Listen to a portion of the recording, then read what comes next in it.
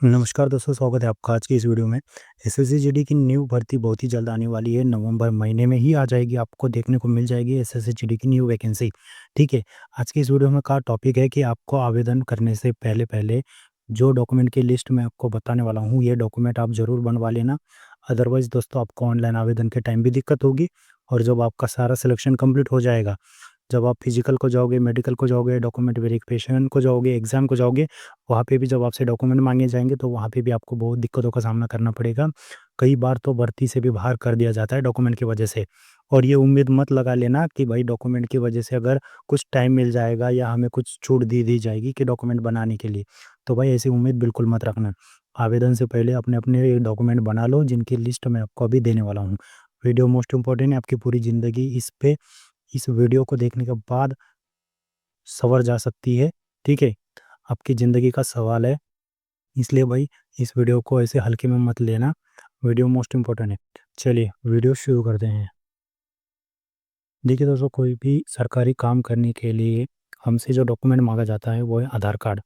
कहीं भी आपने देखा होगा, school, college, bank, post office, कहीं भी चले जाओ, आप किसी भी गवर्नमेंट ऑफिस में चले जाओ, सबसे पहले जो डॉक्यूमेंट माँगा जाता है वो है आधार कार्ड। तो आपके पास आधार कार्ड होना चाहिए और उस आधार कार्ड के साथ मोबाइल नंबर लिंक होना चाहिए, उस पे ओटीपी आनी चाहिए और वह मोबाइल नंबर आपके फ़ोन में होना चाहिए, ठीक है? तो ये पहला डॉक्यूमेंट हो गया।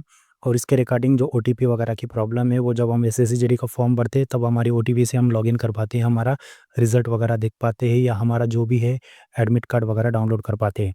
तो एसएससी जीडी का फॉर्म भरते समय आपको अपना आधार कार्ड अपडेट करवा लेना है, अपने फिंगरप्रिंट अपडेट करवा लेने हैं, अपनी जीमेल आईडी लॉगिन कर लेनी, जीमेल आईडी भी लिंक कर लेनी है, मोबाइल नंबर लिंक कर लेनी है, ठीक है? जिससे आपको फ्यूचर में कोई भी प्रॉब्लम नहीं होगी। सबसे पहला आपके पास डॉक्यूमेंट होना चाहिए वो है आधार कार्ड, ठीक है दोस्तों? दूसरा आपके पास पैन कार्ड होना चाहिए, अगर आपके पास आधार कार्ड नहीं है तो। तो आप पैन कार्ड से भी आपको कहीं भी एग्ज़ाम देने जाओगे या फिज़िकल देने जाओगे तो आपकी पैन कार्ड से भी गेट एंट्री हो जाती है, फ़ोटो प्रूफ आईडी लगती है। तो या आपके पास आधार कार्ड होना चाहिए या पैन कार्ड होना चाहिए या फिर आपके पास ड्राइविंग लाइसेंस होना चाहिए, ठीक है? या आपके पास अगर कोई स्कूल, कॉलेज का, यूनिवर्सिटी का आपका स्कूल आइडेंटिटी कार्ड है, तो उससे भी हो जाता है।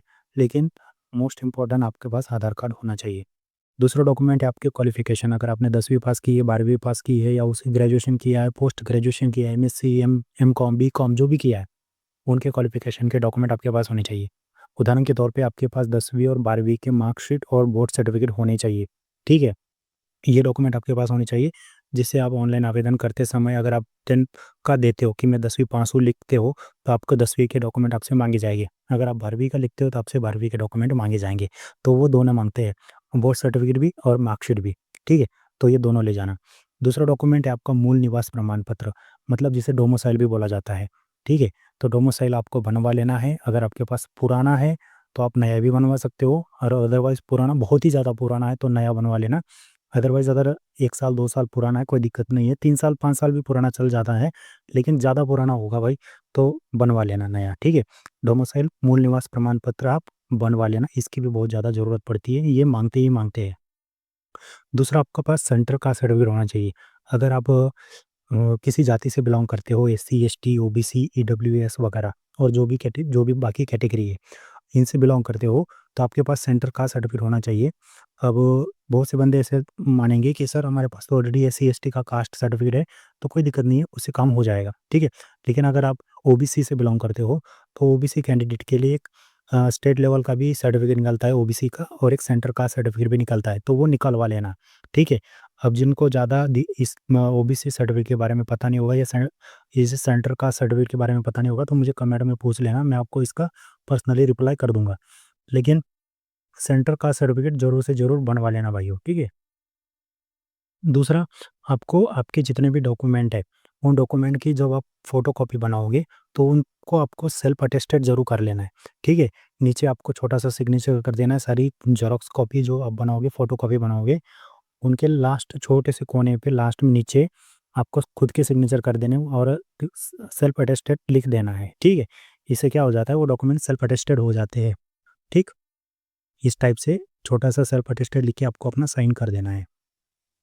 अब नेक्स्ट जो डॉक्यूमेंट है वो है फ़ोटोग्राफ्स, ठीक है? कम से कम 15 फ़ोटोग्राफ्स आप निकलवा लेना अपनी अभी हाल ही की, जिसमें फ़ोटो में जैसे दिख रहा है सेम आपको ऐसे ही फ़ोटो खिंचवानी है, जैसे सामने आपकी नज़र होनी चाहिए, आपके दोनों कान नज़र आने चाहिए, ठीक है? कोई भी गॉगल, चश्मा, पी कैप वगैरह कुछ भी लगा नहीं होना चाहिए। बिल्कुल नीट एंड क्लीन फ़ोटो जैसे आप उदाहरण के तौर पे मैंने जैसे आपकी फ़ोटो दिखाई है, सेम ऐसी फ़ोटो आपकी होनी चाहिए, ठीक है? ऐसे कम से कम 15 फ़ोटो खींच लेना क्योंकि वो आपको लास्ट तक ज़रूरत पड़ती है। जब आप फिज़िकल देने जाओगे, वहाँ पे भी आपसे 2-3 फ़ोटो ली जाती है फॉर्म पे चिपकाने के लिए। फिर जब आप एग्ज़ाम देने जाते हो, वहाँ पे भी 2-3 फ़ोटो माँगते हैं। फिर आप जब डॉक्यूमेंट वेरिफ़िकेशन के लिए जाते हो, तब तो फिर वहाँ तो फिर कोई यही नहीं होता है मतलब 5, 7, 8, 10 फ़ोटो वहाँ लग ही जाती है क्योंकि वहाँ पे बहुत सारे डॉक्यूमेंट भरवाए जाते हैं आपसे, ठीक है? मेडिकल के टाइम पे और डॉक्यूमेंट वेरिफ़िकेशन के टाइम पे। तो इसलिए फ़ोटो अभी से बनवा लेना बहुत सारी, ठीक है? अब दूसरा जो मोस्ट इम्पोर्टेंट है आपका फिंगरप्रिंट। जब आप ऑनलाइन आवेदन करने जाओगे तो आपका फिंगरप्रिंट भी लिया जाता है, ठीक है? अदरवाइज़ नहीं भी लिया जाता क्योंकि फिंगरप्रिंट अगर आप ठीक रखोगे तो आपका कई बार एग्ज़ाम सेंटर पे फिज़िकल देने जाते हो, एग्ज़ाम देने जाते हो, मेडिकल देने जाते हो, तो वहाँ पे आपका जो आधार कार्ड के साथ जो फिंगरप्रिंट आपका ऑलरेडी ये होता है, लिंक होता है, उससे भी आपका बायोमेट्रिक चेक किया जाता है, ठीक है? कि ये वही पर्सन है या दूसरा कोई और है। इसलिए अपने हाथों की जो उँगलियाँ हैं उनको ठीक रखना, ठीक है? कट-कुट मत देना या उनको ज़्यादा घिसने मत देना, ठीक रखना उनको, ओके? दूसरा जो बंदे हैं जिन्होंने एनसीसी कर रखा है, तो उनसे एनसीसी का रिलैक्शन मिलता है, उनको नंबर्स बढ़ जाते हैं। एनसीसी के 3 सर्टिफ़िकेट होते हैं ना ए, बी, सी करके, तो उनके नंबर्स बढ़ जाते हैं। फर्स्ट वाले को 1-2 नंबर बढ़ता है, ऐसे मतलब जितने ज़्यादा तीनों सर्टिफ़िकेट रहेंगे तो आपके 5-6 नंबर कुछ बढ़ जाते हैं। इस कारण से आपको एनसीसी का सर्टिफ़िकेट भी अपने साथ लेके जाने हैं, उनके भी ज़ेरॉक्स कॉपी बना लेने हैं। ठीक है भाइयों? एनसीसी के ये सारे डॉक्यूमेंट हो गए और आपके जितने भी डॉक्यूमेंट हैं, उन सब का आपको कम से कम 2 या 3 सेट बना लेने हैं, ठीक है? 3 सेट बना लेने हैं मतलब जैसे ड्राइविंग लाइसेंस है आपके पास, उसकी 3 कॉपी निकालनी है, आधार कार्ड है तो उसकी 3 कॉपी निकालनी है और ऐसे 3 सेट बना लेने हैं, ठीक है?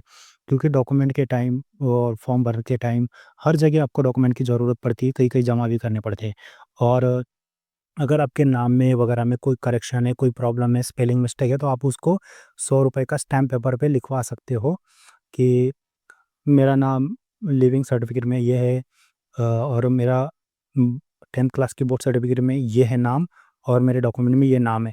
तो थोड़ा बहुत मिस्टेक रहता है बहुत सारे बंदों का, तो उनको आप ₹100 का स्टैम्प पेपर पे लिखवा सकते हो और डिस्ट्रिक्ट मजिस्ट्रेट से या एसडीएम वगैरह से उस पे तहसीलदार वगैरह से सिग्नेचर करवा सकते हो कि ये जो नाम है, ये मैं ही हूँ वो पर्सन और मैं ये जो दोनों डॉक्यूमेंट है ये मेरे ही है लेकिन दोनों में स्पेलिंग मिस्टेक है, लेकिन ये पर्सन मैं ही खुद ही हूँ। तो वहाँ से वह एसडीएम वगैरह से आपकी साइन वगैरह हो जाते हैं, तो वो डॉक्यूमेंट आप बनवा लेना अगर मिस्टेक है तो। अगर मिस्टेक नहीं तो कोई घबराने की बात नहीं है, ठीक है?